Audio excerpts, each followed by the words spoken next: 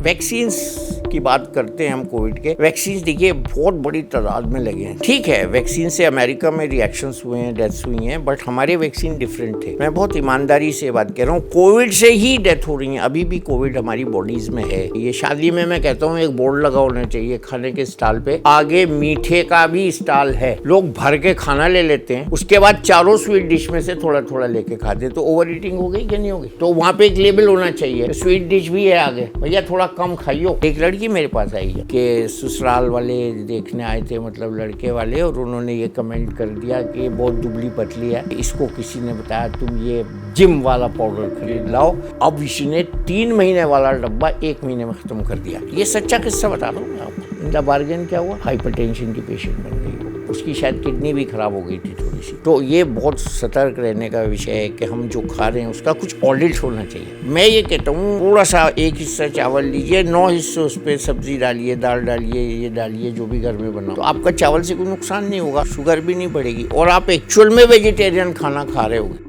हाँ तो भाई स्वागत है आपका हमारे नए पॉडकास्ट में। और इस पॉडकास्ट में हम हेल्थ से रिलेटेड बातें करने वाले हैं। हेल्थ एक बहुत बड़ा कंसर्न है आजकल। जो यंग लोग हैं उनको बहुत जल्दी बड़ी बड़ी बीमारियां लग रही हैं, जैसे कि डायबिटीज़ इश्यूज़ आ रहे हैं और हेल्थ इश्यूज़ हार्ट से रिलेटेड भी आ रहे हैं। तो कैसे मेंटेन करनी है अपनी हेल्थ, कैसे अपने आप को बीमार नहीं होने देना है, ये हमें इस पॉडकास्ट के थ्रू पता चलेगा। और आज के जो गेस्ट हैं वो बहुत ज़्यादा स्पेशल हैं। उनका नाम है प्रोफेसर डॉक्टर एम वली। सर स्वागत है आपका। सर को 55 इयर्स का एक्सपीरियंस है और 2007 में इनको पद्मश्री अवार्ड भी मिल चुका है। और इतना ही नहीं, 3 प्रेसिडेंट्स के ये डॉक्टर भी रह चुके हैं इंडिया के। और आज हमें बहुत सारी चीज़ें पता लगेंगी सर के एक्सपीरियंस के थ्रू। तो सर स्वागत है आपका सर हमारे podcast. Thank you all. Sir सबसे पहले हम इसी टॉपिक से शुरू करते हैं कि आजकल लोग इतने ज़्यादा बीमार हो क्यों रहे हैं, स्पेशली यंगस्टर्स। क्योंकि ऐसा हम पहले माना करते थे कि बीमारी एक सर्टेन एज के बाद आएगी, 40 के बाद, 50 के बाद, लेकिन आज तो 25-30 साल के लड़के भी सेफ़ नहीं है सर। मतलब लड़के कह रहा हूँ, यंगस्टर्स सारे ही। और बड़ी बड़ी प्रॉब्लम्स आ रही हैं, हार्ट अटैक्स इतने कॉमन हो गए हैं जैसे कि कुछ हो ही नहीं। तो बहुत सारी चीज़ें इसके अराउंड सुनने को भी मिलती है। कुछ कहते हैं भाई ये वैक्सीन जो लगी थी उसके आफ्टर इफ़ेक्ट्स हैं, कुछ कहते हैं कुछ और रीजंस हैं। तो सर आपके एक्सपर्ट क्या कहते हैं, ये जानना चाहेंगे हम। लड़कियाँ भी यंग बीमार हो रही हैं। आपकी तरह से वो लोग अच्छे नहीं हैं, वो मेहनत नहीं कर रहे हैं, वो काम नहीं कर रहे हैं। मुझे बहुत अच्छा लगा आपके स्टूडियो में आके। ये एक गाँव का वर्ड है तिगड़ी, जो आप तीनों की जोड़ी है, ये 3 लोगों की, ये बहुत अच्छा है। It's a team work and you are working hard. और ये DPS का जो ट्रायड है, इसको इंग्लिश में ट्रायड कहेंगे, त्रिकोण है, ये बहुत अच्छा है। तो बच्चे आजकल काम नहीं करना चाहते, आलसी हो गए हैं। सुबह को सवेरे नहीं उठना चाहते, एक्सरसाइज नहीं करना चाहते। वो सोचते घर बैठे रहो, आलसी पड़े रहो, 2 बजे नाश्ता करो, रात के 3 बजे सो, मोबाइल से दोस्ती रखो, एक्सरसाइज से दुश्मनी रखो, खाने में जो मर्जी आए खाओ, सिगरेट पियो, आहा धुआं छोड़ो, दारू पियो, दारू नहीं तो बियर तो पी ही लो। अब मैं जिस मोहल्ले में क्लिनिक करता हूँ वहाँ में ऐसी पेशेंट है मेरी गर्ल्स जो 1 बॉटल विस्की एक रात में पी जाती हैं। अम्मा रो रो के फ़ोन करती है। 1 बॉटल? हाँ जी, मैंने ट्रीट किया है जी, झूठ क्यों बोलूँ। एडवांसमेंट की हद से जब हम गुजर जाते हैं तो दारू का वॉल्यूम भी हद से गुजर जाएगा। तो मतलब ये है कि आप जैसे अच्छे बच्चे हैं, आप काम कर रहे हो, अपने को बिज़ी रख रहे हो, खुराफात नहीं आएगी। जो बहुत छोटे क्लासेस में पढ़ाया जाता था ना, empty mind is a devils workshop. तो एम्प्टी माइंड रहेगा तभी तो आप घटिया काम करोगे। अच्छे काम कर रहे हो आप, मेरे को बुला लिया आपने, खींच डाला और मैं बैठा हूँ आपके पास, मुझे बड़ा अच्छा लग रहा है। और ये सच्ची बात है, मैं दिल से कह रहा हूँ ये बात। सब बच्चे अगर हमारे देश के ऐसी मेहनत करें और मेहनत से नई नई चीज़ें करें, इनोवेट करें, अभी तो आपकी एज बहुत कम है, तो बहुत इससे good start. I compliment your team and to your work. तो बीमारी का कारण ये है, देखो मैं अभी तुमसे शुरू में बता रहा था, बीमारी और सेहत के बीच में बहुत पतली एक लाइन है जी, जो डिवाइड करती है हेल्थ को डिजीज़ को। वो लाइन फेंट होती जाती है जब हमारा वेट बढ़ता है, जब हम डी स्ट्रेस नहीं करते, अपने को स्ट्रेस लेते हैं, स्मोकिंग करते हैं, गलत खाना खाते हैं, व्यायाम नहीं करते हैं। ये 5 सिद्धांत हैं सेहत के। उनसे जितना हम दूर रहेंगे वो हमारी लाइन उतनी गायब होती रहेगी बीमारी और सेहत के बीच में। तो ये लाइन को हमें चौड़ा करते जाना है, इसको एक खाई के रूप में बदल देना है, जाके बीमारी क्रॉस ही ना को, ये सेहत क्रॉस ही ना कर पाए बीमारी की तरफ। तो ये बॉडी का जो डिफरेंस होता है, आपने भी कहा था बॉडी में तो अपने आप एक ताकत होती है बीमार न होने की, अच्छी बात बोली थी। Yes, body has resistance, body has immunity. अब हम उसको गलत चीज़ें खा के, गलत समय सो के, नींद पूरी ना करके अपनी इम्यूनिटी को ख़राब कर लें तो नेचुरली जिस चीज़ को हम छोड़ देते हैं उस पर वो ख़राब होने लगती है। लकड़ी को छोड़ देते हैं तो उसमें दीमक लग जाती है, तो उसको पॉलिश करते रहना होता है, साफ़ करते रहना होता है। लोहे को छोड़ देते हैं, जंग लग जाता है जी। तो हमारी बॉडी तो बहुत कोमल है, बहुत टेंडर है, तो इसकी रख रखाव, इसका मेंटेनेंस बहुत ज़रूरी है। अब कार लेते हैं, कार को हम ख़राब करना हो तो बहुत आसान है, चलाओ मत, खड़ा कर दो, 6 महीने बाद अपना आप जाम हो जाएगी, कुछ नहीं करना, और सिर्फ उसको खड़ा कर दो, यूज़ मत करो। तो ऐसे ही हमने आज अपनी बॉडी को जाम कर रखा है। हम जीना नहीं चढ़ते, लिफ्ट से चढ़ते हैं, हम साइकिल नहीं चलाते, एक्सरसाइज नहीं करते, सही समय पे नहीं सोते हैं, ना उठते हैं, तो ये सब बॉडी में जाम लगाया हुआ है हमने, तो बीमारी आ गई। बीमारी बुलाने के लिए कुछ नहीं करना पड़ता, कुछ छोड़ दो नॉर्मल चीज़ें तो बीमारी खुद आ जाती है।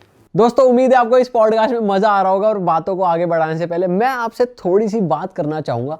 आप में से बहुत से ऐसे लोग होंगे जो खुद एक कंटेंट क्रिएटर बनना चाहते होंगे, पर उन्हें ये नहीं पता कि हम शुरुआत कैसे करें, कैसे एक यूट्यूबर बने, कैसे कंटेंट क्रिएटर बने। दोस्तों, हम पिछले 10 साल से कंटेंट बना रहे हैं और हमने एक ऐसा सिस्टम बना लिया है कि हम बनाते कंटेंट एक हैं, लेकिन उसको डिवाइड करके मल्टीपल प्लेटफॉर्म्स पे डालते हैं। Short form, long form, Facebook, Instagram, हर जगह उस कंटेंट को डालते हैं और अपनी अर्निंग्स को मैक्सिमाइज करते हैं। तो हमने एक वर्कशॉप बनाई है अपने पिछले 10 साल के एक्सपीरियंस को समराइज करके, जिससे आप ये सीख पाओगे कि आप स्मार्टली ऐसा कंटेंट कैसे प्रोड्यूस कर पाओ जो आप मल्टीपल प्लेटफॉर्म्स पे डाल पाओ और बिना ब्रांड पे डिपेंड हुए अपने लिए एक स्टेबल इनकम जनरेट कर पाओ। अगर आप कंटेंट क्रिएशन में इंटरेस्टेड हो तो हमारी वेबसाइट realhit.in पे जाइए और उस वर्कशॉप को ज्वाइन करिए। मिलते हैं आपसे वर्कशॉप में। फिलहाल इस पॉडकास्ट को आगे बढ़ाते हैं। सर, बहुत से लोग जो सुन रहे होंगे ना, ये सोचेंगे यार हमारा काम, हमारी लाइफस्टाइल थोड़ी ऐसी है तो हम हर चीज़ ना मेंटेन नहीं कर पाते। जैसे सही टाइम पे ना सोना, लंबे देर तक ना सोना, या डाइट हो गया, लाइफस्टाइल या एक्सरसाइज हो गई। तो मैं आपसे पूछना चाहता हूँ कि सबसे ज़्यादा प्राइमरी इंपॉर्टेंस लोग किस चीज़ में दें कि ये तो कर ही लो तो तुम्हारी हार्ट हेल्थ, तुम्हारी हेल्थ ठीक रहेगी इन सब चीज़ों में? बचपन में स्टेशन गए 3rd क्लास के डिब्बे में, जिसमें छुट्टी में लोग अपने घर जाते हैं साल में एक बार वाले, जो लेबर क्लास होता है, अब वो खचाखच भरा होता है और वो एक जान पहचान का दूर जा रहा होता है प्लेटफॉर्म पे बंदा, उसको वो बुलाता है रेल के डब्बे के अंदर से एक आदमी, आजा आजा। और कहीं फाटक पे रेल के डब्बे के घुसने की जगह नहीं होती, वो खिड़की से उसको अंदर कुदा लेता है और थोड़ी सी जगह उसको दे देता है। फिर वो जब गाड़ी चलती है, हिलता डुलता है, वो जगह उसकी बन जाती है और वो अपने स्टेट तक पहुंच जाता है। ऐसे ही हमें समय निकालना पड़ेगा। समय है नहीं हमारे पास, कोई ब्लैंक स्लॉट्स नहीं है कैलेंडर में कि जी आपका ये समय है, इसमें आप जो चाहे करो, या ये समय है इसमें एक्सरसाइज कर लो। उसको निकालना पड़ता है। 24 घंटे का दिन जो है वो 24 घंटा 1 मिनट भी नहीं होगा। उसी 24 घंटे को आपको रीशेड्यूल करना पड़ेगा। जैसे जिस घर में 2 भाई होते हैं, बेड एक होता है, तो उन्हें बेड को आधा आधा डिवाइड करके उसी पे सोना होता है। तो वो हमें लर्न करना पड़ेगा, हम अपने टाइम टेबल को कैसे एडजस्ट करें। ये कहना तो बहुत आसान है, मैं बिज़ी हूँ। जो भिखारी सड़क पे भीख मांग रहा है, उससे आप पूछो जाके तेरे पे टाइम है, कहते नहीं बाबूजी आगे बढ़ो, कुछ देना है तो दो, मैं बिज़ी हूँ, मैं भीख मांग रहा हूँ। He is also busy. अब मैं तो ये सोच रहा था, अब ये पूछेंगे, लोगों ने घर पे बैठ के काम करना शुरू कर दिया। ये नई कल्चर जो बनी है, फेविकॉल लगा के घर में सोफे पे बैठ के काम करने की, ये बहुत ख़राब है। वर्क फ्रॉम होम, इसने हमारे बच्चों को आलसी बना दिया है। ना वो समय पे सो रहे हैं, ना समय पे उठ रहे हैं, नाश्ता 2-2 बजे हो रहा है। ये हमारे बड़े बुज़ुर्ग लोग देख लेते थे ना, पहले पिटाई हो जाती थी हमारी। तो रात को अगर देर से घर आते थे तो चप्पल उतार के दीवार कूद के आते थे, दरवाज़ा नहीं खुलता था, डिसिप्लिन होता था। तो पता चल जाता था तो भी पिटाई हो जाती थी कि रात को कहाँ थे। अब बच्चे घूम रहे हैं, माँ बाप सो रहे हैं। सर, और तो और लोगों की नाइट शिफ्ट चालू हो चुकी हैं दिन में। नाइट शिफ्ट तो एक इमरजेंसी है, कमाई का एक ज़रिया है, उसको हम इस तरह से नहीं कह सकते। बट हैबिचुअली अगर हम रात को काम करते हैं, दिन को सोना चाहिए। जैसे एक रेल का ड्राइवर है, अगर वो नाइट शिफ्ट नहीं करेगा तो आपकी रेलगाड़ी कैसे चलेगी। तो इसी तरह ज़िंदगी की गाड़ी चलाने की। और फिर एक कुछ नई चीज़ ये है कि जिन कंट्रीज़ में, जहाँ हिंदुस्तान में रात होती है वहाँ दिन होता है, तो उसके हिसाब से बच्चों को काम करना पड़ता है। बट उसमें ये नहीं है कि आप दिन में मत सोइए। तो अपनी दिनचर्या को, दिनचर्या एक वर्ड होता था, अब मैं हंसी में लोगों से कहता हूँ ये रात्रिचर्या बन चुका है। जो कहते थे ना रात को जागोगे तो उल्लू कहलाओगे, उल्लू जागते रात को। अभी क्या हो गया, रात्रिचर्या बन गए। जो काम के लिए जाग रहे हैं वो तो ठीक है, लेकिन जो बेफजूल जाग रहे हैं वो गलत है। सर आजकल हर चीज़ की एक वो भी हो गया है कि टाइम होना चाहिए कि सोने का। अगर आप 6 घंटे या 7-8 घंटे सो रहे हो वो एप्ट है। अगर आप उससे ज़्यादा या कम सो रहे हो आपकी हेल्थ पे इफ़ेक्ट पड़ेगा। और ऐसे ही खाने के लिए भी कहते हैं कि आपने 3 मील्स अगर ली दिन में, एटलीस्ट 2 ली तो बेटर है। बट अगर आप उससे ज़्यादा करो, जो यंगस्टर्स करते हैं कि जो जिम जाते हैं कि 5-6 मील्स या दिन में 7 मील्स चलती हैं उनकी, तो ये लाइफस्टाइल ये वाला कितना ख़राब है कि आप टाइमिंग बहुत ज़्यादा इंपॉर्टेंट है कि अपने शरीर को मेंटेन करने के लिए, जैसे आप बता ही रहे हो। वही तो हुआ। दिनचर्या का मतलब ये होता था, दिन जब शुरू होता है तब से दिनचर्या शुरू हो। जल्दी उठा जाए, फिर नाश्ता किया जाए, फिर दोपहर को खाना खाया जाए, रात को जल्दी सो जाए। मैं जब बहुत छोटा था, 1959 की बात मुझे अच्छी तरह याद है, मैं क्लास 2 में था। तो हमारे मोहल्ले में सिर्फ हमारे घर पे बिजली थी, बाकी घरों में लैंप जलाए जाते थे या लालटेन जलाई जाती थी। वो शाम को दिन छुपने के समय अपनी चिमनी उसकी धोई जाती थी और उसमें मिट्टी का तेल डाल के बत्ती काट के बराबर करते थे, और 9 साढ़े 9 बजे सब सो जाते थे। और दूर मत जाइए, 59 से आगे आइए। मैं जब दिल्ली आया था, अभी मैं ये बात बोल के भी आया हूँ एक जगह, तो मैं जब कभी रात को सिटी बस, DTC की बस से आता था, तो जब वो गवर्नमेंट कॉलोनीज़ के पास से गुजरती थी, जैसे RK पुरम मल्टी स्टोरी फ्लैट्स है, तो मैं नोटिस करता था 10, पौने 10, साढ़े 9 के बीच में एक एक करके फ्लैट की बत्तियां बंद हो रही हैं। उस समय टीवी सिर्फ 10 बजे तक आता था और लोग 10 बजे सो जाते थे। सुबह ऑफिस गोइंग पॉपुलेशन होती थी वो। अब हमारे बच्चे 10 बजे तो शायद रात को समझते ही नहीं है रात हो गई। तो अभी इसमें मैं एक और जगह बोल रहा हूँ आजकल कि अगर हम अपनी एनर्जी को वेस्ट ना करें रात को और सुबह की रोशनी का इस्तेमाल करें अपने कामों में, तो हम लॉट्स ऑफ इलेक्ट्रिसिटी रात को जो हम काम करके खर्च कर रहे हैं उसको बचा सकते हैं। तो अपनी दिनचर्या को अनुशासित रखना ये बहुत ज़रूरी है। और ये आजकल इसलिए नहीं हो रहा है क्योंकि घरों में सिर्फ माँ बाप और बच्चे हैं, और बच्चों को दादा दादी नाना नानी जो संस्कार देते थे वो मिसिंग हो गया। या तो बाहर रह रहे हैं बच्चे, अपने वाइफ हस्बैंड रह रहे हैं बच्चों के साथ, या वो गांव से दूर शहर आ गए हैं। तो इससे क्या हो गया है, हमारी फैमिली का जो एक ट्री होता था उसमें कहीं ना कहीं कोई पार्ट मिसिंग हो गया। तो वो जड़ों से जो उसको सींचा जाता था, जो जड़ों से शिक्षा मिलती थी, वो नाना नानी दादा दादी कहानियाँ सुनाते थे बच्चों को, उसमें बड़ी सीख होती थी, तो वो मिसिंग है। तो अब क्या है, बस खोलो टेलीफोन और उसमें जो सीखना है सीख लो, अच्छा बुरा। तो उसमें जैसे आप लोग काम कर रहे हैं वो अच्छा काम, मैंने इसीलिए कहा कि आप जो प्रोपेगेट कर रहे हैं वो सीखेंगे लोग तो अच्छा होगा। तो ये टेम्पटिंग भी होता है, एक आइटम देखा फिर दूसरा आइटम खुद शुरू हो जाता है। तो जो स्क्रीन है ये आजकल की दुनिया में सबसे बड़ा दुश्मन बन गया है बच्चों का, ग्रोइंग चिल्ड्रन का, यंगस्टर्स का। और अब तो क्या बच्चों की बात करें, बूढ़े भी रात को लगे रहते हैं फ़ोन में। सही बात है। तो ये इतना एडिक्टिव वेपन है, डिज़ास्ट्रस वेपन है कि इसने हमारे दिमाग को बहुत इस्तेमाल कर करके। सर स्क्रीन डिस्ट्रॉय तो कर रही है जनरेशन को। ऐसा कहा जाता है कि सोने से पहले 1 घंटे तक ना देखो और उठने के बाद भी 1 घंटे तक फ़ोन ना देखो तो तुम्हारे लिए कि भी नहीं है। इसमें जो ब्लू किरणें होती हैं ना वो आँखों के लिए, ब्रेन को जगा देती हैं, तो फिर नींद बहुत मुश्किल से आती है। हम स्लीप की बात यहाँ कर लेते हैं। आजकल जो आपने जैसे पूछा था, स्लीप डेप्रीवेशन जो है एक बहुत बड़ा डिज़ास्टर है। कोई भी आप किसी से पूछें सो के कितने बजे उठे हो और कितने बजे सोए थे, तो उसको हार्डली 6 या 7 घंटे 5 घंटे सोया है वो आदमी।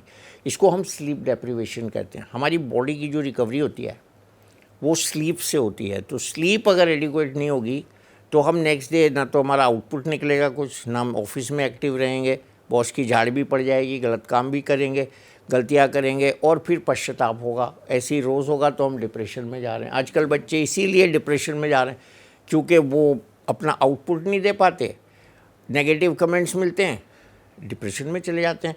और यहाँ बात ख़त्म नहीं हो रही, is the end world of this. तो ये जो स्टोरी डिसिप्लिन की है, ये डिसिप्लिन से शुरू होकर सुसाइड पे ख़त्म होती है। और ये घर घर की कहानी है, ये तो खैर मैं नहीं कहूँगा हर घर की कहानी है, लेकिन घर घर की कहानी बन चुकी है। पर सर ये जैसे आजकल बहुत कॉमन हो गया, जैसे हम स्टार्टिंग में मैं कह रहा था कि यंग लोगों को शुगर जैसे इश्यूज़ आ गए, हार्ट जैसे इश्यूज़ आ रहे हैं, इतना क्यों हो रहा है लोगों को कि यहाँ तक बात पहुँची? क्योंकि ये तो पूरे फिर लाइफ लॉन्ग चलती है ना ये वाली हाँ, बीमारी। आपने भी कोविड की वैक्सीन की बात की, आपने शुरू में इसकी बात की थी। ये सच्चाई है। पहले 1930 तक दिल की बीमारी होती ही नहीं थी वर्ल्ड में नहीं होती थी। फिर जब लोगों को फरावानी आई, मतलब एफ्लुएंस आया, तो फिर चलना कम हो गया, सवारी ज़्यादा बढ़ गई, सवारियों में भी फिर सवारी के ग्रेड्स, सड़कें अच्छी हो गई तो अब और तेज़ सवारियाँ हो गई, एक्सरसाइज ख़त्म हो गई, स्लीप की हमने बात करी ली, स्लीप डिप्राइव्ड हो गए, स्ट्रेस बढ़ गई। अब का इशारा खान पान की तरफ भी है। तो खान पान में हम जो साफ़ सुथरी चीज़ें पहले खाते थे वो भी अब नहीं मिलती। एडल्ट्रेटेड खाना है, एडल्ट्रेटेड रंगों से बना हुआ खाना है। अभी हम लोग बात कर रहे थे तरबूज खाने से कुछ लोगों की महाराष्ट्र में मौत हो गई। वो शायद तरबूज से तो नहीं होती मौत, गैस्ट्रोएंटराइटिस तो ज़रूर होती है बासी तरबूज खाने से, उनका कुछ पर्सनल पॉइजनिंग का केस निकलेगा या निकला है।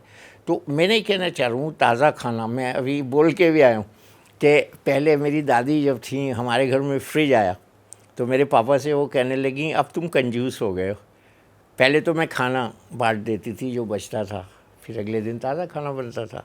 अब हम लोग 3-3, 4-4 दिन की रखी हुई चीज़ें फ्रिज की निकाल के खाते हैं। इस पर कोई रिसर्च नहीं है कि फ्रिज का खाना ठंडा तो रहता है, बैक्टीरिया फ्री तो रहता है, लेकिन उसमें और क्या चेंजेस आती हैं रखने से, वो उस पर कोई रिसर्च नहीं है। और फिर ये खाना खा के बच्चे, और फिर एक आजकल ये भी है मिलावट, और साथ साथ जो खा रहे हैं वो हम कुछ लंग्स में भी ले रहे हैं, उसको कहते हैं pollution. Yes, pollution is also deterrent factor.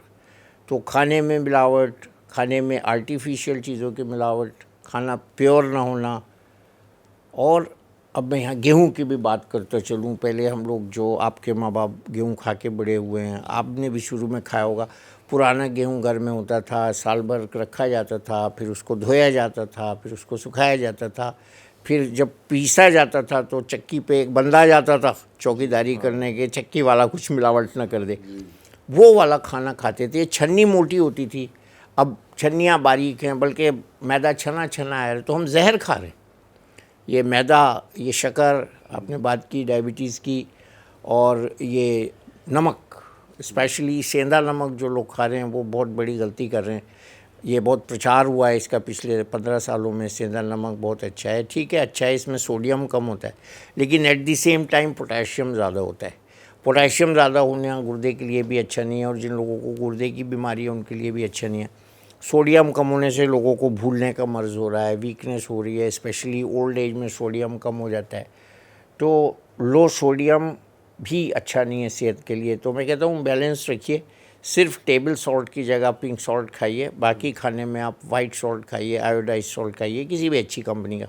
तो ये सेंधा नमक से हम बहुत से यंगस्टर्स को देखते हैं, उनको एरिथमिया हो रहा है बिकॉज ऑफ हाई पोटेशियम, और किडनी के मरीज़ों के लिए तो ये पॉइजन है। तो बहुत इंपॉर्टेंट पॉइंट है ये। ज़्यादातर लोग ये मुझसे सेंधा नमक को तो सर सेफ बताते हैं कि सेफ नहीं है उन लोगों के लिए जिनको हाई पोटेशियम डाइट नहीं चाहिए, बिल्कुल जहर है उनके लिए। जैसे गुर्दे का एक मरीज़ है, उसको पोटेशियम नहीं चाहिए, उसके लिए ये पोटेशियम हार्ट की बीमारी करके, एरिथमिया करके उसको मार देगा, और ऐसे केसेस हो रहे हैं। तो आपने जो कहा सडन डेथ्स, उसमें एक कारण ये भी है। दूसरा कारण ये है कि हम अपने वेट को बढ़ा रहे हैं। मैं एग्जांपल देता हूँ कि आपने थोड़ा सा खाना ज़्यादा खाया, आपका 10 ग्राम वेट बढ़ा, 1 महीने में 300 ग्राम बढ़ गया, 1 साल में 3 किलो 600 ग्राम बढ़ गया, 10 साल में 36 किलो बढ़ गया। एक आदर्श भारतीय नारी की पिक्चर है जो शादी के समय 45 की होती है और शादी के 10 साल बाद 55 की हो जाती है। तो ये हर घर की कहानी है, बच्चों में, लड़कों में भी ऐसी होता है। तो लोग अपना वेट नहीं बढ़ाना चाहते, लेकिन वो उस समय जब वो थोड़ा सा भी एक्स्ट्रा खा रहे होते हैं तो ये नहीं माइंड करते कि हमको कितना कम खाना चाहिए। शादी में मैं कहता हूँ एक बोर्ड लगा होना चाहिए खाने के स्टॉल पे, आगे मीठे का भी स्टॉल है। लोग भर के खाना ले लेते हैं, उसको खाते हैं, उसके बाद चारों स्वीट डिश में से थोड़ा थोड़ा लेके खाते हैं, तो ओवर ईटिंग हो गई कि नहीं हो गई? हाँ तो वहाँ पे एक लेबल होना चाहिए, स्वीट डिश भी है आगे, भैया थोड़ा कम खाइयो, हाँ प्लेट ना भरियो। मैं एक बार एक लंच में था, एक कॉन्फ्रेंस के जहाँ अवार्ड फंक्शन था। अब उनके हस्बैंड को अवार्ड मिला था आयुर्वेद का, और उनकी वाइफ को मैं पीछे से देख रहा था। स्वीट डिश के काउंटर पर गई, बड़े वाले 2 काला जाम, आगे से गई रबड़ी भी रख ली और आगे गई हलवा भी रख लिया। खैर हो गया, उन्होंने भी खा लिया, हमने भी। हम तो खैर लंच नहीं करते, ऐसे ही देख रहे थे क्या क्या खिला रहे हैं लोग। खैर जब आके बैठी, इत्तेफाक से वो उसी गोल मेज पे बैठ गई आके जिस पे मैं बैठा था, ऑर्गेनाइजर्स बैठे थे। तो मुझसे रहा नहीं गया, मैंने उससे कहा मैडम आपके हस्बैंड तो इतने बड़े आयुर्वेदाचार्य हैं, उनको तो अभी अवार्ड मिला है, आप क्यों इतना खा रही थी? आपका वेट बहुत ज़्यादा है। मैं तो क्लिनिक पे भी छेड़ देता हूँ। कोई बिटिया आती है ना अपने पापा को दिखाने और वो मोटी होती है, मैं पापा को कहता हूँ असिस्टेंट से, तू देख भाई, मैं उसके पीछे पड़ जाता, मैं कहता तुम बड़ा मरीज हो, और वो एकदम जैप्ड हो जाती है कि ये डॉक्टर साहब क्या कह रहे हैं। नो ऑफेंड नहीं करता मैं कहता हूँ बड़ा मरीज हो, तो उसको बताता हूँ क्यों तुम बड़ी मरीज हो, बिकॉज यू आर ओबीज। फिर उसको भेजता हूँ ब्लड प्रेशर चेक करा के आओ, ब्लड प्रेशर हाई निकलता है। तो वही चीज़ जो आप कह रहे हो ना, सडन डेथ्स के कारण छुपे हुए हैं हमारे समाज में, हमें पता नहीं है। हमने जो खाया है, हमने जो कंज्यूम किया है, हमने जिस गाड़ी को खड़ा रख के जंग लगाया है, हमने अपनी बॉडी को एक्सरसाइज ना करके इनर्ट किया है, वही सब इन बीमारियों की जड़ है। वैक्सीन्स की बात करते हैं हम कोविड के। वैक्सीन्स देखिए बहुत बड़ी तादाद में लगे हैं। ठीक है, वैक्सीन से अमेरिका में रिएक्शंस हुए हैं, डेथ्स हुई हैं, बट हमारे वैक्सीन डिफरेंट थे। मैं बहुत ईमानदारी से बात कर रहा हूँ, कोविड से ही डेथ हो रही है, अभी भी कोविड हमारी बॉडीज़ में है। सर कोविशील्ड भी वहाँ अलग थी, यहाँ अलग है? हाँ, उनका जो मैकेनिज्म था बनाने का और उनकी जो संख्या थी देने की, वो बहुत ज़्यादा थी। हमने स्टैंडर्ड डोज दी है, तो वैक्सीन से डेथ नहीं है, कहने का मतलब ये है। और डेथ देखो किसी भी चीज़ से जो होती है, दवाई से, वो इमीडिएट होती है, डिलेड नहीं होती है। वो बॉडी या तो रख लेती है अपने अंदर या निकाल देती है। तो वैक्सीन में तो ऐसा है ही नहीं, वो तो चेंज हो जाता है प्रोटीन उसका। लेकिन यहाँ मैं एडवोकेसी ये कर रहा हूँ कि जिन लोगों को कोविड नहीं भी हुआ है, उनके भी ब्लड में ऐसी एंटीबॉडीज़ पाई गई हैं जिससे ये हार्ट अटैक्स हो रहे हैं।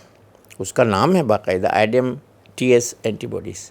बट वो फिर कैसे आई, वो वैक्सीन? वो एक्सपोजर ऑफ कोविड वायरस से आई, और वो उनको कोविड हुआ, सब क्लिनिकल कोविड उसको कहते हैं, जो डिटेक्ट नहीं होता है, जो डिटेक्ट नहीं हुआ टेस्ट में, या उनको सिम्टम नहीं हुए। जिन लोगों को सिम्टम हुए उनको भी वो एंटीबॉडी है, और जिनको नहीं हुए उनको भी वो एंटीबॉडी है। तो that COVID is flowing in our blood still today. इस पे काम होना चाहिए, कोई कर ही नहीं रहा, हम भूल गए।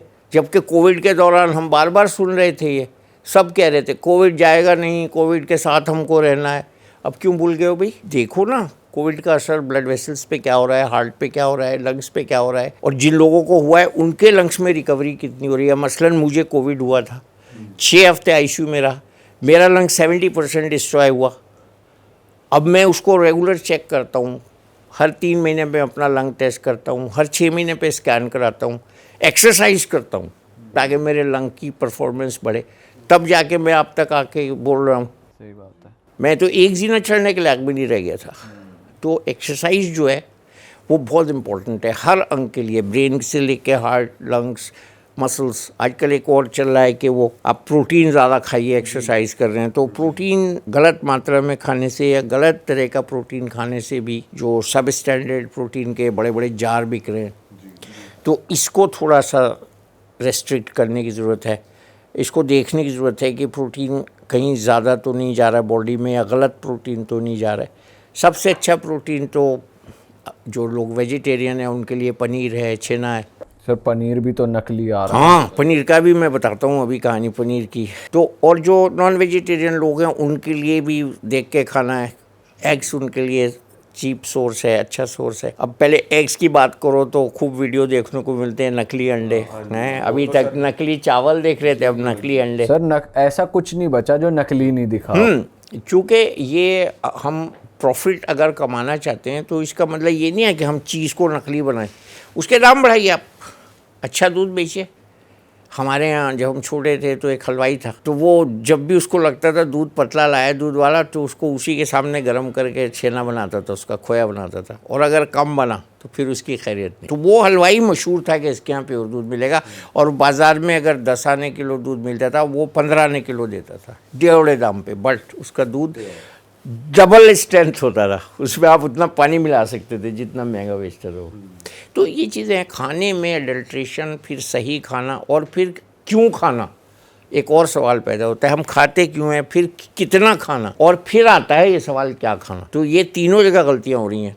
हम भूख से पहले खा लेते हैं या ज़्यादा खा लेते हैं, जैसे आप अभी बता रहे थे कि जिम में एक्स्ट्रा डाइट की ज़रूरत बताते हैं, तो भाई उतनी खाओ ना जितनी तुम्हें ज़रूरत है, उसको कैलकुलेट करना पड़ता है। अच्छा, ज़्यादातर जिम्स में जो जिनको हम सो कॉल्ड ट्रेनर्स कहते हैं वो क्वालिफाइड नहीं होते, वो गलत राय दे देते हैं या अपने इंटरेस्ट में वो कुछ राय दे देते हैं कि ये वाला ब्रांड खरीद लाओ जी। तो ये बहुत गलत बात है, और बच्चों के फ्यूचर से खेलना नहीं चाहिए। अच्छा, फिर एक और होता है, उन्होंने तो बताया 4 चमचे खाना है, वो बंदा कहेगा मुझे डोले जल्दी बनाने, वो 8 चमचे खा रहा है, 10 चमचे खा रहा है। एक लड़की मेरे पास आई है कई साल पहले, और कोई फैमिली में उसके हाई ब्लड प्रेशर का पेशेंट नहीं था, उसको 200 बढ़ा 100 ब्लड प्रेशर। क्यों है भाई? ऐसी हिस्ट्री ली, फिर दूसरे तीसरे दिन ये बात निकल के आई कि ससुराल वाले देखने आए थे, मतलब लड़के वाले, और उन्होंने ये कमेंट कर दिया कि ये बहुत दुबली पतली है, तो ये इसको किसी ने बताया तुम ये जिम वाला पाउडर खरीद लाओ to gain weight, to become real healthy muscular. अब इसने 3 महीने वाला डब्बा 1 महीने में ख़त्म कर दिया। ये सच्चा किस्सा बता रहा हूँ मैं आपको। जल्दी वेट गेन करने के लिए ज़्यादा बार्गेन, हाँ, जल्दी से वजन बढ़े। इन द बार्गेन क्या हुआ, हाइपरटेंशन की पेशेंट बन गई वो, उसकी शायद किडनी भी ख़राब हो गई थी थोड़ी सी। तो ये बहुत सतर्क रहने का विषय है कि हम जो खा रहे हैं उसका कुछ ऑडिट होना चाहिए। सर वैसे आजकल हर घर में यंगस्टर्स नहीं, चलो किसी न किसी एल्डरली बंदे को ब्लड प्रेशर, हाइपरटेंशन या शुगर, ये ऐसी बीमारियां हैं, तो ये बीमारियां लाइफ टाइम ही रहती हैं या फिर कुछ नेचुरल प्रोसेस भी हैं, बंदा उनसे बच सकता है या उनको क्योर कर सकता है? मैंने तो अभी आपसे कहा ना, खड़ी गाड़ी बीमार हो जाती है तो ये गाड़ी को चला लो। उससे सर प्रिवेंट कर सकते हैं, कम कर सकते हैं या कम्प्लीटली क्योर पूरा? बॉडी को आप स्टैटिक से डायनामिक कर दीजिए। बट सर जो इनपुट जाएगा, जो पेट्रोल जाएगा गाड़ी में, वो ही जब खराब है, अब हवा को तो आप रिप्लेस ही नहीं कर सकते, और यहाँ 400 AQI तो आम मैं बात अभी हो गई। यही बता रहा था कि 4 होता है उनके यहाँ नॉर्मल, जो हमारे यहाँ 400 होता है। AQI 4 होता है, और 40 होने पे इमरजेंसी करेक्ट है, और हम गंदी हवा में सांस लेके बड़े हो रहे हैं। तो ये जो लोग स्मोकिंग भी नहीं कर रहे हैं उनके भी वो भी स्मोक कर ही रहे हैं। वो चेंजेस हमको मिल रहे हैं। मुझे कभी कभी बहुत शर्म आती है, मैं किसी से जब एक्सरे देख के पूछता हूँ आप स्मोकर हैं, तो वो उसको अच्छा नहीं लगती है बात, क्योंकि वो स्मोकर नहीं है, बट उसका एक से बोल बोल के कह रहा है कि स्मोकर वाला चेंजेस है, ये हवा से आई। आपने कहा कि life style, yes, life style में यही है ना, हम जो पहले खाते थे वो अब नहीं खा रहे हैं, नंबर 1। वही सर मैं वही पूछना चाह रहा हूँ कि एक्सरसाइज तो चलो हम कर लें और अपनी तरफ से जितना कर ले, बट खाने से लेके हवा तक, पानी तक अगर अडल्ट्रेटेड है तो फिर तो कुछ सोल्यूशन ही नहीं बचता। उसमें क्वालिटी इंपॉर्टेंट हो जाती है। आप अच्छी जगह से पानी लें, अच्छा पानी लें। मैं तो कहता हूँ अच्छी जगह से बोतल का पानी क्यों ख़रीद रहे हो, नलके के पानी को छान के बॉईल कर लो, बेस्ट वाटर। जो बचपन में हम 3 घड़ों वाला प्रयोग याद है, एक में रेत होती थी, कंक्रीट होती थी, कोयला होता था, छन के बिल्कुल प्योर वाटर आता था।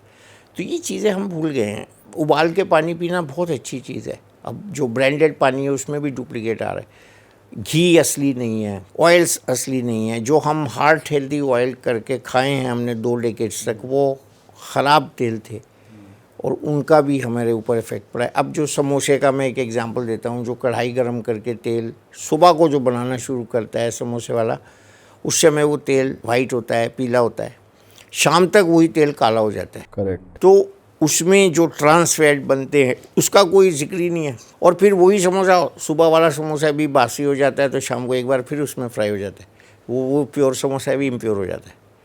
तो दूसरा आपने पूछा कि कैसे रेगुलेट करें, तो हम फ्रेश वेजिटेबल्स, कम पका हुआ खाना, अच्छा खाना, माँ के हाथ का बना हुआ खाना, ये सब चीज़ें जो हम प्रमोट कर रहे हैं आजकल वो ज़्यादा ज़रूरी है। अब यहाँ मैं गेहूं की बात भी कर लेता हूँ। गेहूं आजकल जो हमें मिल रहा है, मैंने की भी है, वो जेनेटिकली मॉडिफाइड गेहूं है, वो ताज़ा अच्छा गेहूं नहीं है, वो हम उसका फाइबर निकाल देते हैं।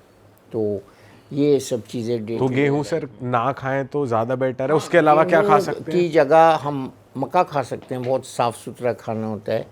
या गेहूं को हम अच्छी तरह छाने नहीं, उसका फाइबर उसी में रहने दें, बारीक छन्नी में ना छाने, अच्छी क्वालिटी का गेहूं खाएं। और आजकल तो बहुत फैशनेबल आटे आ गए हैं मार्केट में बने बनाए, वो मगर वो महंगे हैं, हर एक डेली बेसिस पे उसको अफोर्ड नहीं कर सकता। तो खपली आटा एक आ रहा है, तो बल्कि मैं तो ये कहता हूँ, जैसे मोदी जी ने कहा श्री अन्न, तो गेहूं में थोड़ा सा मिलावट कर दीजिए आप इसमें मिलावट कर दीजिए, वो अलाउड है, वो ज़रूरी है कि गेहूं में चना भी मिला सकते हैं अगर आपसे मोटा अनाज नहीं खाया जा रहा, या जो मोटा अनाज की जो भी चीज़ आपको जो है, बाजरा है, जो भी चीज़ अच्छी लगे, थोड़ा 10% 15% उसको मिला दीजिए। तो गेहूं की जो वो टॉक्सिसिटी है, गेहूं की टॉक्सिसिटी अभी बता रहा हूँ मैं क्या है, जब हम प्योर गेहूं प्योर मैदे की रोटी खाते हैं तो सडनली शुगर स्पाइक होता है। और ये मुझको ऐसे पता लगा, मेरे शुगर पैच लगाया हुआ था मैंने, तो पहले हमारे यहाँ स्लाइस खाई जाती थी और हर घर में खाई जाती है थोड़ी बहुत, तो 2 स्लाइस खाने के बाद 74 से 191 शुगर चली गई आधे घंटे में। मैं कि ये क्या है भाई, ये तो कभी कभी सुना था कि शुगर बढ़ती है स्लाइस खाने से, लेकिन ये तो देख लिया आज। तो फिर मैंने उसके बाद स्लाइस नहीं खाई और गेहूँ भी बहुत कम कर दिया। तो हम चावल से सब्स्टिट्यूट कर सकते हैं, आपने पूछा, तो चावल के ऊपर हम, अच्छा एक बात और है बहुत इम्पोर्टेंट जो बहुत कम लोगों को मालूम है, हम कहते हैं जी हम वेजिटेरियन हैं जी, वेजिटेरियन खाना खाते हैं। क्या खा रहे हो भाई, 3 छोटी छोटी कटोरी थाली में रख के और रोटी से खा रहे हो, तो आप रोटी ज़्यादा खा रहे हो, सब्ज़ी उसमें नाम मात्र खा रहे हो, दाल उसमें नाम मात्र खा रहे हो। तो मैं ये कहता हूँ थोड़ा सा एक हिस्सा चावल लीजिए, 9 हिस्से उस पर सब्ज़ी डालिए, दाल डालिए, ये डालिए जो भी घर में बनाओ, तो आपका चावल से कोई नुकसान नहीं होगा, शुगर भी नहीं बढ़ेगी और आप एक्चुअल में वेजिटेरियन खाना खा रहे होगे जी, जिसकी आप बात करते हो। करेक्ट। तो ये जो हमारा खाने का सिस्टम है, खाने का पैटर्न है, वो गड़बड़ा गया है। और जो सर पनीर है, पनीर खाना हाँ, चाहिए? पनीर में ये है कि वो पनीर जिन डिब्बों में ट्रांसपोर्ट होता है, पहले तो वो एडल्ट्रेशन की बात तो है ही, मिलावट है उस दूध में जिससे पनीर बना, लेकिन वो जिन डिब्बों में आपने देखा होगा गांवों से आता है, वो टिन कोटेड या एल्युमिनियम कोटेड ट्रंक्स होते हैं जिसमें पानी भर के आता है, वो ट्रक में हिल हिल के वो क्रैक हो जाते हैं, उसकी दीवारें, अंदर लकड़ी भरी होती है, वो पानी उसके अंदर चला जाता है और उस पानी से बाद में अगले दिन जब वो दूसरा पानी भरा जाता है, वो पिछले दिन का पानी वो मिक्स हो जाता है जो उसकी दीवारों में एब्जॉर्ब हो गया था, उसमें बैक्टीरिया रहते हैं। तो इसलिए हम कहते हैं ना, आमतौर से पनीर खाया था पेट खराब हो गया। पनीर क्यों पेट खराब करेगा, पनीर में कहीं से कंटामिनेशन हुआ तो इसलिए पेट खराब हुआ। तो पनीर को खूब अच्छे से धो लेना चाहिए और उसको गर्म खाना चाहिए, कच्चा नहीं खाना चाहिए। और वो क्वालिटी की जो आप बात कर रहे थे, वो तो खैर मिलावट है ही है, आपको पता लग जाता है टेस्ट से कि अच्छा है कि नहीं है। सर थोड़ी दूध की बात भी कर लेते हैं। दूध के लिए कहा जाता है कि ह्यूमंस की बॉडी के लिए भैंस का दूध सही नहीं है, गाय का सही है, या फिर मार्केट से कोई ब्रांड का दूध लिया हो वो सही है। तो आपके हिसाब से कौन सा दूध कंज्यूम करना सही कुछ है? कहते हैं दूध तो जितना बचपन में मिल गया बहुत है, उसके बाद आपको लाइफ लॉन्ग पीना ही नहीं चाहिए। अब तो कुछ दूध के दुश्मन भी हो गए हैं, वो कहते हैं दूध की प्रोडक्ट्स ही मत खाओ, हाँ, डेयरी वीगन जो आ गया कल्चर, जो भी है कल्चर। तो भैया दूध तो भगवान के शिवलिंग पे भी चढ़ाया जाता है, इतनी पाक चीज़ है, तो दूध से नहीं है कुछ। दूध तो पीना चाहिए, ये थोड़ी है कि आप बच्चे को दूध पिलाओ, बड़े होकर दूध नहीं पियो, ये क्या बात हुई। सारे बड़े बड़े पहलवान दूध पीते थे, हमने देखा है बचपन में, दूध और बादाम ही उनकी डाइट होती। मेरे फादर इन लॉ 120 किलो का मुकदर घुमाते थे, दूध और 56 बादाम खाते थे। अरे भाई तो यस, तो दूध तो बहुत अच्छा एक फूड है। अब उस दूध को हम फूड नहीं कह सकते, जिसकी हम अभी पनीर की लिए बात कर रहे थे, मिलावटी दूध, आर्टिफिशियल दूध थैली वाला पे दिखाते हैं दिवाली के दिनों में, वो बना दिया आर्टिफिशियल मिल्क, वो कैसे बनाया, डिटर्जेंट से बना दिया और घटिया तेल से बना दिया, वो दूध कहाँ है, वो तो फिर जहर है। दूध अच्छा है, गाय का दूध बहुत अच्छा है, हल्का है, डाइजेस्टिव है, और दूध से मेरा कोई इख्तलाफ नहीं है। कुछ लोग कहते हैं दूध की मलाई उतार के खा लो, क्यों? अरे उतना दूध कम पी लो। आप दूध का कंपोजिशन क्यों ख़राब कर रहे हो? जैसे कुदरत ने बनाया, आप उसको हाफ टोन फुल टोन क्यों कर रहे हो? दूध में एक ऐसी संरचना है जो उसको हेल्दी फूड बनाती है। अगर हम उसके कंपोजिशन को डिस्टर्ब करते हैं, जो मेरी थीसिस का सब्जेक्ट था, Maasai people consume 90% diet as milk in Japan. एक ट्राइब है, वो केवल दूध खाते हैं, दूध पीते हैं, और उनमें हार्ट अटैक ज़ीरो होता है। अच्छा। हम कहते हैं दूध पियोगे चर्बी जाएगी, कोलेस्ट्रॉल बढ़ जाएगा। क्यों बढ़ जाएगा? एक्सरसाइज करो ना, लिफ्ट की जगह जीने से आओ। तो दूध को हम ब्लेम नहीं कर सकते। हाँ, ये ज़रूरी है कि जिन लोगों को मिल्क से एलर्जी है उनके लिए आप बता रहे थे कि अच्छे अच्छे दूध आ रहे हैं आजकल। दूध जैसे दूध आलमंड मिल्क है और भी कई मिल्क, सोया मिल्क, ये सब अच्छे हैं सर? उन लोगों के लिए सिर्फ, जो कि बहुत कम, आधा प्रतिशत पॉपुलेशन जिनको मिल्क से कुछ एलर्जी है, इंटॉलरेंस है। वो भी मुझे लगता है कि मिलावट से इंटॉलरेंस होती है, लैक्टोज से क्यों होने लगी। तो अब ठीक है, अगर डॉक्टर ने कहा है लैक्टोज इंटॉलरेंस है तो आप दूसरे मिल्क पी लीजिए। आप छाप उन फलों को ही क्यों नहीं खाते जिनसे वो दूध बन रहा है? आप एलमंड मिल्क क्यों ले रहे हो? एलमंड क्यों नहीं खा रहे हो भाई? दांत हैं तो आप एलमंड मिल्क क्यों ले रहे हो? लॉजिक की चीज़ है। कॉफ़ी वॉफ़ी में ले लेते होंगे। हाँ, जो भी है, आप, मैं इसको बात को इसलिए छेड़ रहा हूँ कि फल का जूस हम क्यों पी रहे हैं, हम फल ही क्यों नहीं खा रहे हैं? We are losing fibre. ये जैसे छन्नी में छान के फाइबर हम गैया को डाल रहे हैं चोकर, इसी तरह हम फ्रूट जूस में से जूस निकाल के उसका जो एक्चुअल फाइबर है, जिसमें मिठास के अलावा विटामिन सारे हैं, वो हम अलग कर रहे हैं। तो fruit should be taken as it is, kheera should be taken as it is. हाँ, छिलका निकाल लो। Anar should be taken as it is, अनार का जूस पी लो। क्यों पी लो? चबाया नहीं जा रहा है? हाँ, मैं उनसे तो कहता हूँ भाई, दांत जिनके नहीं है उनके लिए तो ठीक है, तुम्हारे तो दांत हैं, तुम क्यों अनार का जूस पी रहे हो? करेक्ट। और जूस निकालने में कॉन्टेमिनेशन भी हो जाएगा। हम जब प्रेसिडेंट वेंकटरमन के साथ थे तो फर्स्ट डे जब मैं उनको गया देखने, तो नाश्ता कर रहे थे और फाँक रखी थी, जैसे मैं गाँव में देखता था लोग फाँक पपीते की खा रहे हैं, और he was evacuating it with spoon. बाद में मेरी समझ में आए, ये जितना कम टच किया जाएगा काटने में फल, उतना ही हाइजीनिक होगा। तो हम हाइजीनिक चीज़ें नहीं करें, हर चीज़ को काट दो, परोस दो, फैंसी बना दो। जैसा फल एग्जिस्ट करता है नेचर में वैसे ही खाओ। इसका सबसे अच्छा एग्जांपल है नारियल पानी। उसी में नारियल में आप पी रहे हो, नो कंटामिनेशन।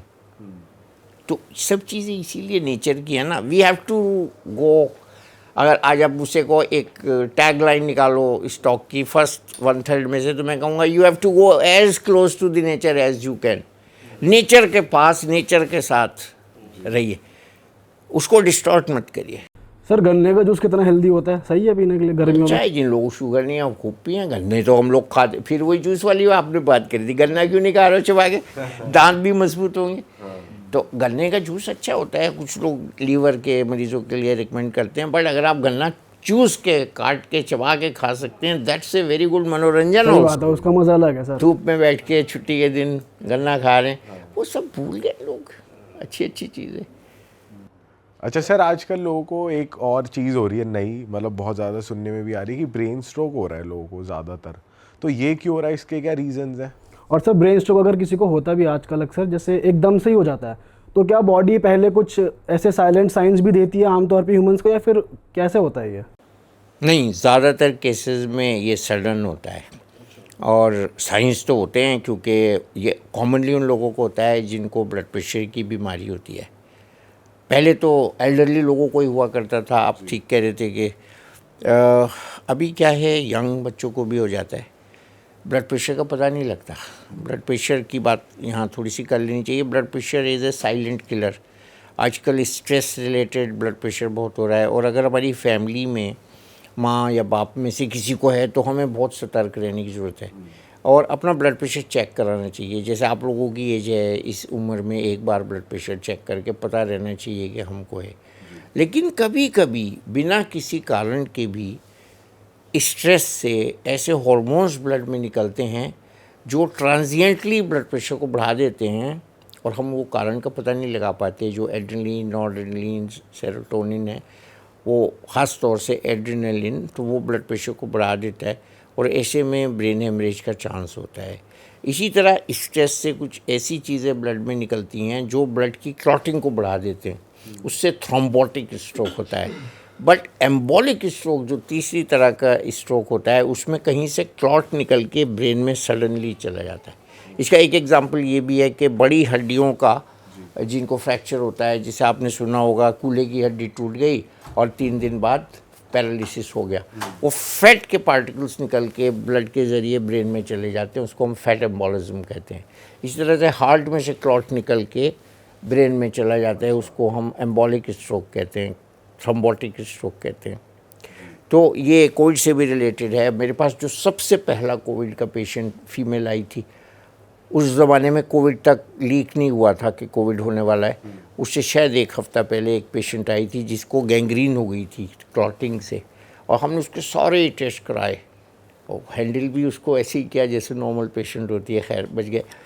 तो उसको मोस्ट प्रोबेबली कोविड की वजह से थ्रोम्बोसिस हुई।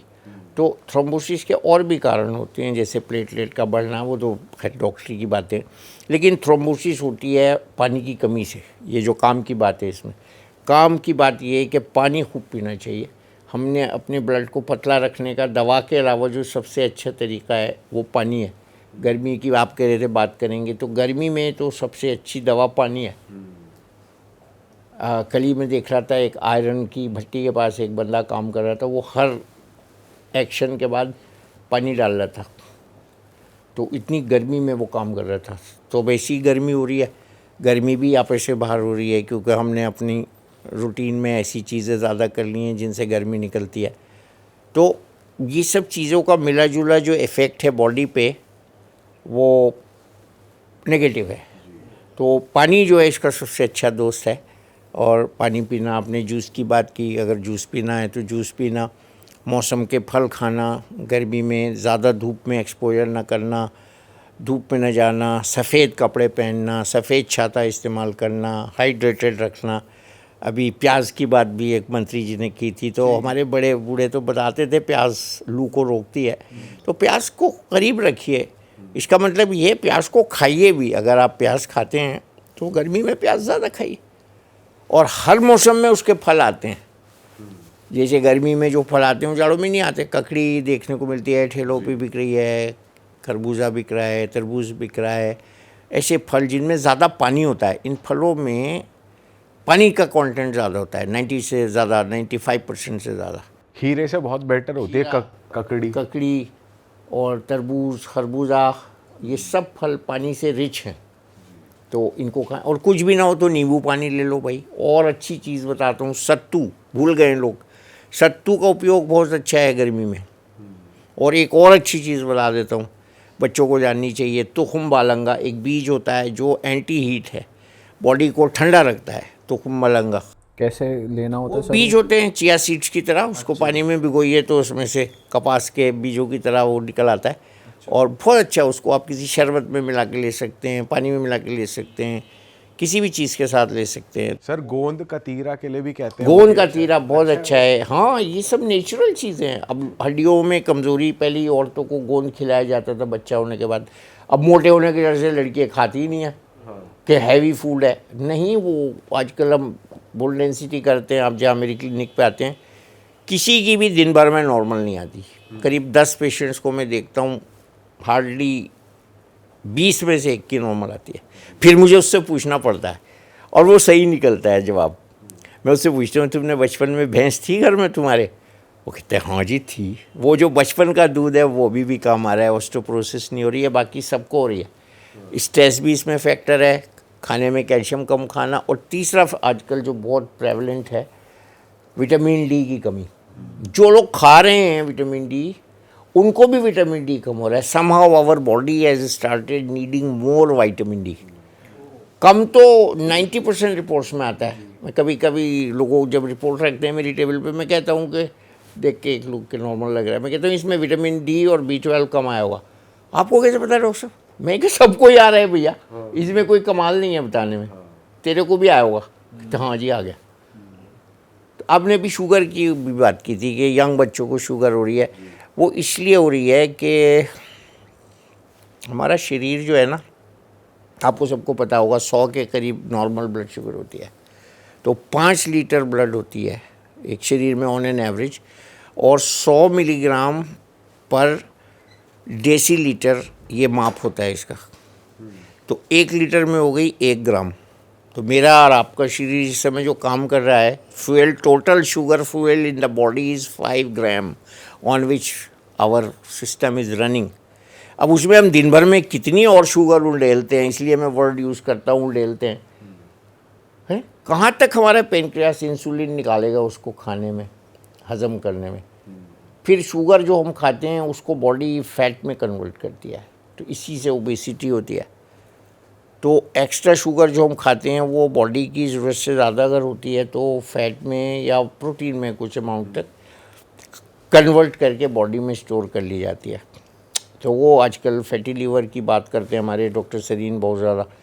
तो वो इसीलिए हो रहा है कि पहले फैटी लीवर इग्नोर कर देते थे हम लोग, 1-8% लोगों में होता था, और पहले 5-10% से ज़्यादा फैट नहीं होता था लीवर में। अभी 20% 30% भी फैट हो रहा है लोगों को। तो फैटी लीवर से फिर सिरोसिस होती है, लीवर कैंसर्स भी होता है। और फैट बॉडी में जो है ना, अगर लोगों को ये बात पता लग जाए तो फैट कोई ना खाए। Fat is a carcinogenic agent. Fat is a carcinogenic agent. What does it mean? Fat produces cancer. अगर हम इसको एल्जेब्रा के हिसाब से आगे बढ़ाएं तो मोटापा प्रोड्यूसेस कैंसर, और कुछ colon cancer is an example of fat related cancer. तो फैट, एक्स्ट्रा फैट शरीर में कुछ तो कौतूहल मचाएगी ना। तो one of the bad thing which fat does in our body is it is carcinogenic, it's a cancer producing. Second तो आपने बात कर ही ली है कि स्ट्रोक होगा, हार्ट अटैक होगा, आर्टरीज में जम जाएगी, फैट जम जाएगी तो हमें कोलेस्ट्रॉल बढ़ेगा, फैटी लीवर हो जाएगा। अभी हम लोग फैटी लीवर के साथ साथ फैटी पेंक्रियाज भी देख रहे हैं। तो fat is equally our enemy, but fat free diet should not be advised. Fat is our friend also, क्योंकि फैट सोल्यूबल विटामिन अगर हम फैट नहीं खाएंगे, अपना कोलेस्ट्रॉल ज़ीरो कर लेंगे। बहुत से आते हैं मेरे पास, बहुत ही मतलब एक्सट्रीम फीलिंग वाले लोग, जिनको हम सनकी कह सकते हैं, वो टोटल फैट बन कर दे। उनका कोलेस्ट्रॉल 63 हो गया भाई टोटल। अरे भाई ये क्या किया तुमने? कहा जी तो फैट तो नुकसानदेह है, हमने तो बिल्कुल बंद कर दी। हमने तुम्हारी जो भगवान जी ने फैट दी है यहाँ, ये भी बेकार है। यहाँ फैट दी है, ये थोड़ी सी फैट दी है। फैट क्यों है? Because fat is required. तो इसलिए फैट भी ज़रूरी है। जो संतुलित आहार चौथे क्लास में पढ़ाया जाता था, उसमें 20% फैट, 40% कार्बोहाइड्रेट, 40% प्रोटीन पढ़ाया जाता था। वो सिद्धांत अभी चेंज नहीं हुआ है, हमने उसकी वो डिटेल्स चेंज कर दी हैं जैसे जैसे एडवांस हो रहा है। तो फैट भी ज़रूरी है, लेकिन एक्स्ट्रा फैट जहर है। तो उसके बैलेंस रखने का क्या तरीका है? एक्सरसाइज। आप जितना एक्स्ट्रा फैट खाओगे उसको आप बर्न कर दोगे एक्सरसाइज से। So no harm. Sir exercise की हम जैसे बात तो कर रहे हैं कि एक्सरसाइज करनी चाहिए, पर कुछ लोग कहते हैं कि ओवर एक्सरसाइज करनी भी मतलब बॉडी के लिए सही नहीं होती। तो ये भी नोट करना चाहिए। ये कौन बताएगा? ये जिम के 8वीं पास इंस्ट्रक्टर नहीं बताते ना। वो बेचारा उठा सकता है, 10 किलो उठवा दिया, 20 किलो, अगले दिन तोड़ के पड़ा हुआ है। अम्मा से कह रहा है तेल लगाओ, दर्द हो रहा है। अरे भाई जितना आपकी कैपेसिटी है। मैंने जब वेट्स उठाने शुरू किए थे, मैंने 5 kg से उठाने शुरू किए थे। अब मैं 1-1.5-2 साल के बाद 20 भी उठा लेता हूँ। अब वो मेरा वो ट्रेनर कहता है 25 का होना चाहिए साहब आपके लिए। तो you have to train your body, that is the word trainer, training, weight training. अब जब अशिक्षित रहोगे तो आप तो तोड़ बैठोगे हड्डियाँ। हाँ जी। तो exercise should be graded and weight should be weight trained. तो ये बैलेंस। अच्छा और तो कुछ नहीं हो रहा, आप वॉक कर लो। पहले लोग दंड बैठक लगाते थे, तो दंड बैठक लगाओ, उसमें कोई वेट नहीं उठाना, जितने आप लगा सको। आप रन मत करो, आप चलो। जो डेथ्स होती हैं जिम में, वो ट्रेडमिल पे अनसुपरवाइज रनिंग करने से भी होती है। वो आपकी हार्ट बीट बढ़ गई, कोलैप्स कर गए। आदत है नहीं हार्ट को इतनी हार्ट बीट पे रहने की, तो डेथ्स हो जाती हैं। ट्रेडमिल पे डेथ्स हुई हैं, वीडियो आए हैं लोगों के फिर ट्रेडमिल करते करते हेल्दी बंदा कोलैप्स हो गया। अरे भाई स्पीड तो दिखाओ ना उसके साथ, वीडियो में कितनी 14 पे क्यों चल रहा था भाई, 12 पे चलता, 7 पे चलता, 8 पे चलता। तो हम अननेसेसरी जो अनसुपरवाइज्ड एक्सरसाइज है उसके खिलाफ हैं, स्पेशली कोविड के बाद। आधे घंटे की एक्सरसाइज हफ्ते में 5 दिन with the pace which matches you. अगर आप 6 किलोमीटर की रफ्तार से दौड़ रहे तो उससे ज़्यादा दौड़ने की ज़रूरत ही नहीं है। हाँ ये है 10-10, 20-20 सेकंड बढ़ाते जाओ, घटाओ मत। जैसे आज हमने 5 मिनट दौड़ा तो कल आप 4.5 मिनट मत दौड़िए, 5 मिनट 10 सेकंड दौड़िए, दैट इज़ इम्प्रूवमेंट। जी। और 4 मिनट 30 सेकंड दौड़ेंगे तो दैट इज़ डिटोरेशन। तो एक्सरसाइज अब आपकी एज में तो बहुत ज़रूरी है बच्चों को एक्सरसाइज करनी। और आजकल हमारे बच्चों को पीटी के पीरियड नहीं होते, स्कूलों में लॉन नहीं होते, कोठियों में बंगलों में स्कूल हैं। मैंने एक दिन फ़ोटो प्रिंट कराया वेलम्स स्कूल का, तो मेरा असिस्टेंट और मेरी सेक्रेटरी कहने लगी आप ये क्यों प्रिंट करा रहे हैं। मैं कहा देखो बिल्डिंग जो है 1/10 हिस्से में है, 9/10 हिस्से में ग्रीन लॉन है, दैट इज़ वेलम्स और that is our schools of the old age. हमारे भी बिजनौर के स्कूल में स्कूल की बिल्डिंग से बड़ा फील्ड कहते थे उसको, लॉन नहीं कहते थे, वो स्पोर्ट्स ग्राउंड होता था विच वॉज ए मस्ट। पूरे 12 क्लास के तीनों सेक्शन की 36 सेक्शंस की सुबह को 40 मिनट पीटी का पीरियड होता था। तो वो एक्सरसाइज हो जाती थी जिस पे हम आज भाषण दे रहे हैं यहाँ बैठ के, वो अनायासी हो जाती थी। वो पीटी का पीरियड होता था, उस समय पीटी का मतलब ही नहीं मालूम था हमें। पीटी हम लोग ये यूं एक्सरसाइज कर रहे हैं, ये पीटी है। PT was physical training. तो ये इनवॉलंटरी होती थी, विदाउट डिमांड होती थी। तो अब वो फील्ड नहीं, स्कूल नहीं, लॉन नहीं, बंगलों में स्कूल, बच्चों को पता ही नहीं। हम लोग साइकिल से स्कूल जाते थे, अब नहीं है। तो ये जो नॉर्मल एक्सरसाइज थी ये बॉडी से मिसिंग हो गई। वो मूसली का मैं बताता हूँ, औरतें मसाले की मूसली कूटती थीं, घर में चक्की होती थी, अब वो म्यूज़ियम्स में देखने को मिलती है। राजस्थान वगैरह आप जाओ तो चक्की रखी होती है कि क्या होता था, आप बच्चों से पूछिए क्या है, उनको नहीं समझ में आएगा, वो लिखा होगा उसमें चक्की। ओके कैसी चक्की, वो मुठा लगाए तो उसमें लेडीज़ अपना जब पीसती थी आटा तो एक्सरसाइज होती थी। वो होता था एक इमाम जिस्ता, उसमें एक्सरसाइज होती थी। बेलन, चकला बेलन, मसाला, सिल, ये तो नेचुरल एक्सरसाइज ही पेक्टोरल की एक्सरसाइज है, मिर्ची नहीं पीसनी है। करेक्ट। तो ये इनवॉलेंट्रीली सबकॉन्शियसली हमारे बच्चों की सेहत अच्छी रहती थी जब ये सब काम होते थे। नल चलाना, कहाँ गया नल, तो हो गए मसल्स कमज़ोर। बाल्टी उठाना, बाल्टी नहीं, बाल्टी उठाने की ज़रूरत नहीं, तो वेट ट्रेनिंग कर रहे हैं अब हम जिम में, बाल्टी नहीं उठा रहे तो वेट ट्रेनिंग की ज़रूरत पड़ी। तो ये सब जो नेचुरल सेहत की चीज़ें थी ये ख़त्म हो गई हैं और आर्टिफिशियलिटी आ गई है। तो ये सब वापस लाना पड़ेगा किसी ना किसी। सही बात। सर एक चीज़ और हो रही है कि जो हॉस्पिटल्स हैं वो काफ़ी ज़्यादा लोगों के साथ स्कैम आजकल कर रहे हैं। तो ये चीज़ मतलब कैसे इंडिया में ठीक हो सकता है हेल्थ केयर सिस्टम, आपको क्या लगता है इसके लिए कुछ स्टेप्स लिए जा रहे हैं या कुछ बेटरमेंट हो सकता है? देखो जी, India was a healthy country, ऋषियों मुनियों का देश था, यहाँ कोई बीमारी नहीं पड़ता था।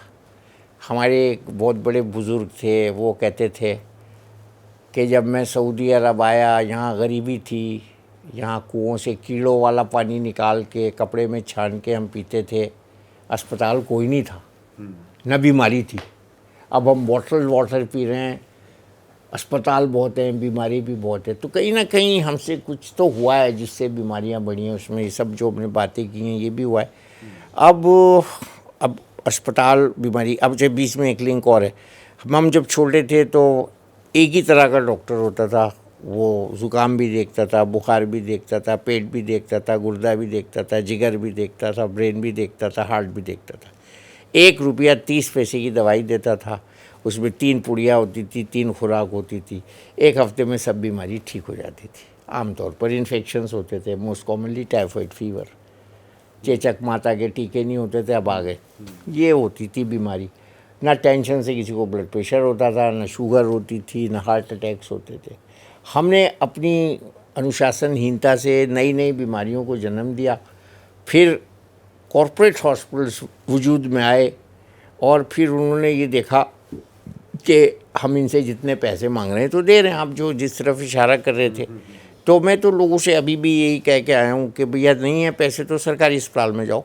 सरकारी अस्पताल बुरे नहीं हैं, उनमें हाँ लाइन लंबी होती है, थोड़ा देर वेट करना पड़ता है, डॉक्टर अच्छे होते हैं। मैंने भी 55 साल 50 साल सरकारी अस्पताल में गुजारे, लोगों की सेवा की है और अच्छा ज्ञान दिया है, अच्छी इलाज किया है।